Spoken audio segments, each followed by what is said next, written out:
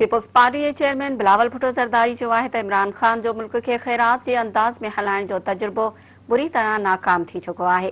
पाकिस्तान क़ाइम थियण खां वठी मुल्क में एतिरी तबाही न आई आहे जेतिरी इमरान ख़ान जे दौर में आई आहे। पंहिंजे हिकु बयान में पीपी चेयरमैन बलावल भुट्टो ज़रदारी चयो त इमरान ख़ान ऐं हुन जा पैरोकार परवेज़ मुशर्रफ वांगुरु लुटण खां पोइ उहे मुल्क खे तबाह करे फ़रार थी वेंदा।